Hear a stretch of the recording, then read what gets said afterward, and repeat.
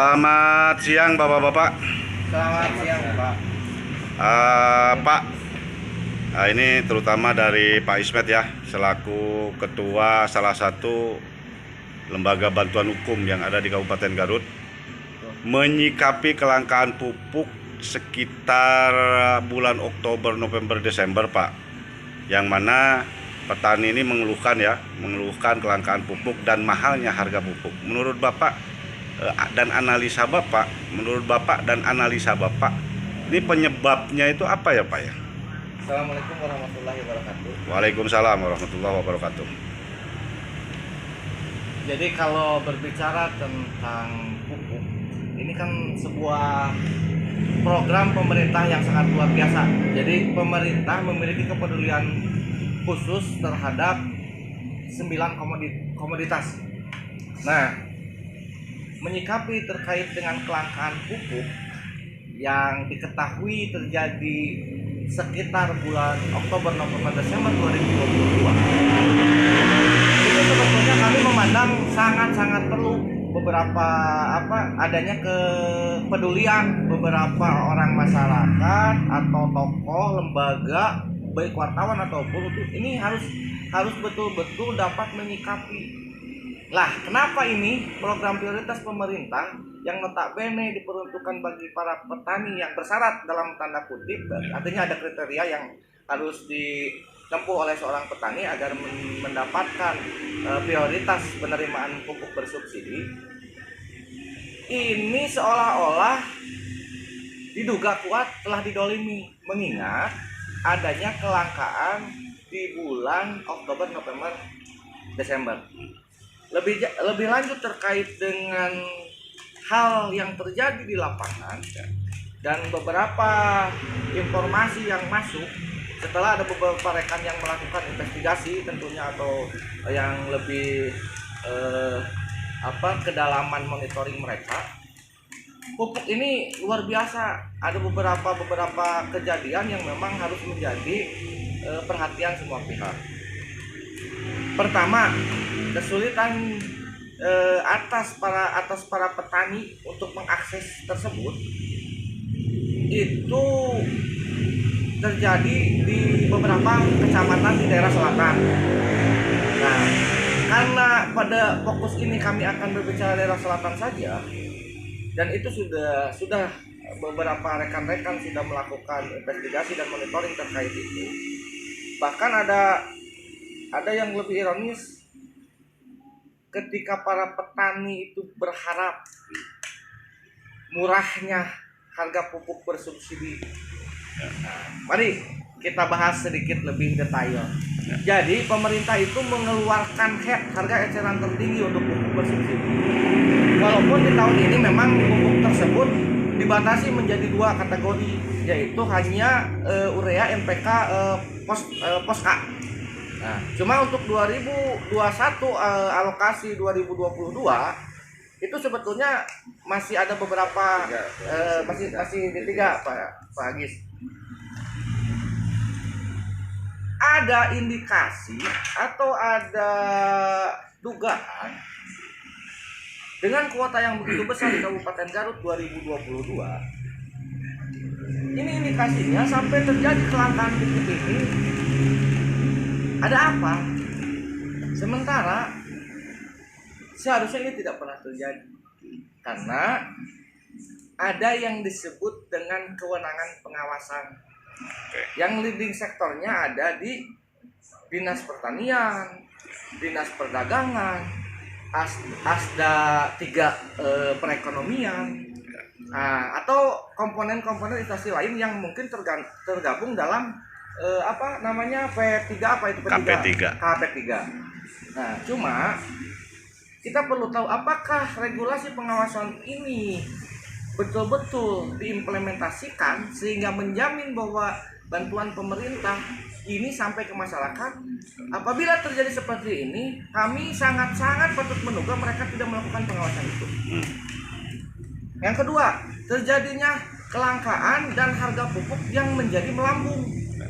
Di HED disebutkan bahwa untuk urea itu nilainya 112.000 sebagaimana Permendag, sebentar Pain, referensinya biar tidak menjadi siang.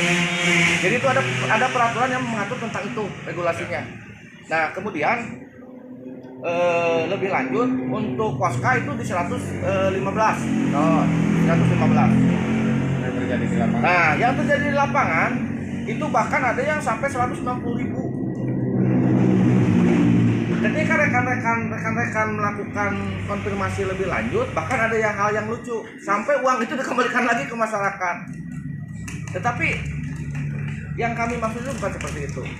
Bagaimana regulasi aturan pemerintah ini menjamin bahwa pupuk bersubsidi ini betul-betul dapat diterima oleh masyarakat. Kalaupun yang menjadi alasan adalah jarak, waktu, sehingga bisa menjual lebih dari head, tapi itu kan harus kita lihat dulu. Ada nggak indeks kewajarannya? Masa dari 112.000 dijualnya jadi 160, atau bahkan ada yang mungkin lebih? Ini kan luar biasa, sangat menyedihkan. Oke, Nah, Pak Ismet, kan pemerintah punya sistem Pak ya untuk distribusi pupuk bersubsidi. Ini pemerintah sudah memiliki sistem 6T. Jadi tepat waktu, Betul. tepat guna, tepat harga juga. sasaran juga. Betul. Nah, Betul. dengan adanya hal seperti ini menurut Pak Ismet apa yang salah dengan sistem pengawasan tentunya yang ada di Kabupaten Garut? Nah beginilah. Ini kan sudah menyangkut dengan adanya pupuk Indonesia, Ya, adanya distributor, Ya. adanya kios penyalur. ya. Saya mau tanya lebih lanjut, apakah ini sudah berkesesuaian dengan aturan yang harus ditempuh? Oke. Kewenangannya itu bukan kewenangan saya sebagai kontrol sosial atau bagian masyarakat Garut saja, Ya. tetapi kewenangan ini harus sama-sama kita buka, Oke. kita analisis apakah sudah berkesesuaian atau nih adanya dugaan kuat perbuatan melawan hukum karena kepentingan pribadi tertentu. Oke. Ini kan yang bahaya. Oke. Ketika jadi ada informasi dari rekan kita itu di salah satu wilayah selatan, bahkan kiosnya itu Pak bisa dikatakan sebagai kios fiktif.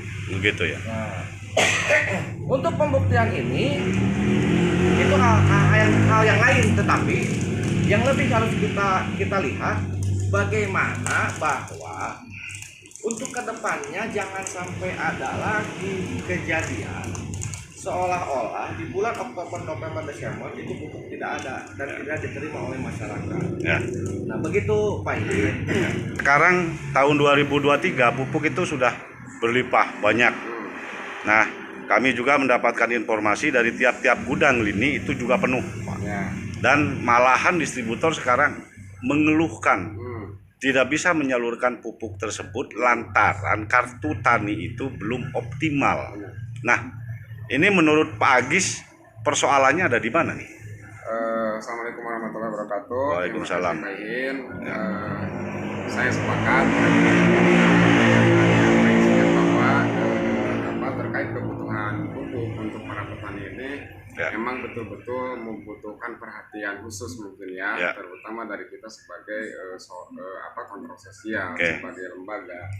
Dan selain dari itu,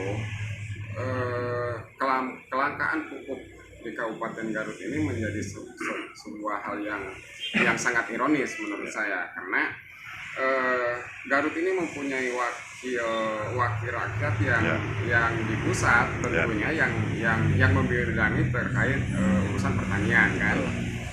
Ada Dewan Perwakilan dari Kabupaten Garut yang emang bidangnya di wilayah pertanian. Kok di Kabupaten Garut ini bisa seperti ini? Kalaupun kata Pak Iin tadi bahwa di tahun ini pupuk emang katakan sesuai lah kuota yang diberikan atau yang tersedia di Kabupaten Garut, tentunya itu sesuai dengan CPCL yang diajukan di Kabupaten Garut. Cuman tetap permasalahan yang kemarin kelangkaan karena tidak adanya pupuk karena satu dan lain hal mungkin yang tadi Pak Ismet katakan, yang sekarang juga Sekarang ini melimpah, Ya. pupuk ini melimpah sekarang.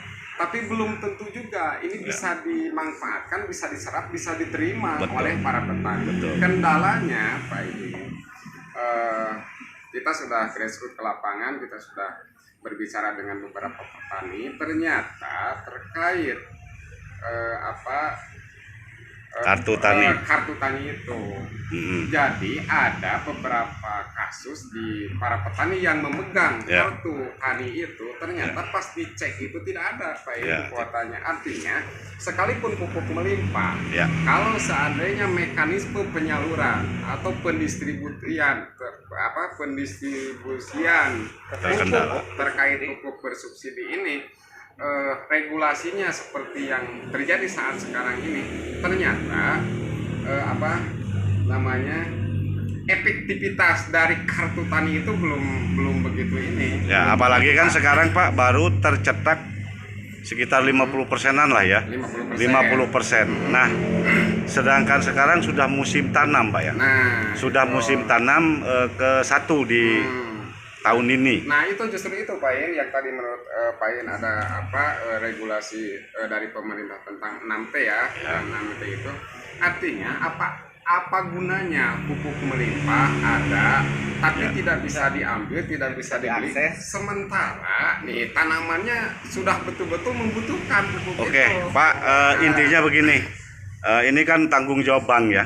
Ya. Bank yang diberikan itu kewenangan betul. oleh pemerintah untuk mencetak kartu tani dan dengan sistem-sistemnya mungkin. Nah, ini menurut Bapak apakah Bank sudah melaksanakan tugas dan wewenangnya itu atau seperti apa? Justru itu Pak Yen yang akan kita pertanyakan sebagai lembaga, rekan-rekan di lembaga yang akan kita pertanyakan itu tentang itu. Sampai di mana aktivitas dari bank untuk penyalur yang sudah diamanatkan oleh pemerintah tentunya ya, dengan berbagai anggaran untuk terkait anggaran pencetakan kartu dan lain penitipan dana dan lain-lain mungkin ya. Jadi Bang menambahkan jangan sampai uang itu tersetor begitu saja di bank sementara masyarakat tidak bisa Nah mengakses. itu kan yang betul, jadi masalah. intinya seperti itu. Nah, untuk Pak Andre, Ketua Garut Bergerak nih ya, LSM Garut Bergerak. Pak Andre, ini kan masalah pupuk bersubsidi ini identik dengan politik Pak ya. Politik anggaran. Nah, di Garut ini kan ada wakil rakyat kita yang ada di Senayan sana. Menurut Bapak, nah, apakah beliau ini sudah bekerja maksimal membantu menampung aspirasi dan mengimplementasikan aspirasi masyarakat itu di kantornya atau seperti apa nih menurut Pak Andre? Baiklah, Assalamualaikum warahmatullahi wabarakatuh. Waalaikumsalam. Menyikapi dari rekan-rekan kita yang dua ini, Ya. kita sudah mulai bisa memahami arahnya seperti apa.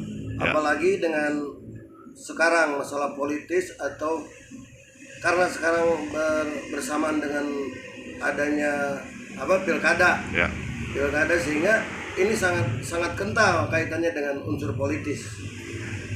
Makanya kita menghimbau atau ke rekan-rekan juga supaya kita sebagai sosial kontrol, sebagai masyarakat Garut khususnya harus bisa harus bisa cerdas dalam menyikapi hal ini. Nah, salah satunya mungkin di dalam ranah pilkada kita harus benar-benar mana yang harus kita pilih. Satu, dengan adanya seharusnya dengan adanya wakil rakyat kita di RI yang khususnya mewakili daerah Garut, seharusnya kan hal-hal yang seperti ini nggak bakalan terjadi. Ya. Minimal tidak sesulit yang terjadi sekarang. Karena mereka turun tangan dan mewakili aspirasi masyarakat untuk rakyat yang beliau wakili. Terus pandangan saya sebagai sosial kontrol, saya juga mengajak rekan-rekan semua, khususnya rekan-rekan di Garut, mau lembaga, ormas dan masyarakat yang bisa menyikapi hal ini supaya lebih cerdas. Seharusnya kita juga kalau ada hal dari pemerintah yang ini kita ajukan, kita auden, kita bicarakan dengan pemerintah di Garut. Gitu maksudnya Pak. Oke. Closing statement Pak Ismet. Menambahkan, Ya. Jadi kita pun sedikit sedih dengan keadaan Gerget ongkol gitu Pak Ismet. keadaan ini. Tapi ada support yang akan saya sampaikan, Ya. bahwa kemarin ada pergerakan atau perjuangan dari rekan-rekan di KTA. Ya, KTNA. Nah, ini dan tanggapannya seperti bagaimana tanggapannya dari pihak distributor, walaupun Ya. pihak distributor hanya datang cuma satu orang, Ya. dan kemudian pihak dewan menerimanya seperti bagaimana. Cuma Hasilnya ini tidak memuaskan. hasilnya seolah-olah tidak memuaskan dan tidak mewakili kepentingan para petani di, Oke. di Kan lapangan. Dewan kemarin sudah menyanggupi untuk melakukan investigasi Pak ya ke lapangan. Nah, begini, ada informasi juga bahwa ini sudah terdeteksi oleh rekan-rekan di Polres, Ya. dan ini sudah mungkin karena ada memang 2 tahapan. Jadi sebelum masuk ke sana ini ada penyidikan, Ya. apa ini sudah siap naik, itu kan sudah prosedur mereka untuk melakukan. Iya. Nah, saya berharap kalau toh betul bahwa Polres Garut ini melakukan lidik atau penyelidikan, Ya. dan apakah sebuah unsur perbuatan melawan hukum, baik administrasi negara atau pidana, ini Ya. bisa ditemukan dan mencukupi analisis mereka selaku penyidik ini untuk ditaikkan ke ranah pidana.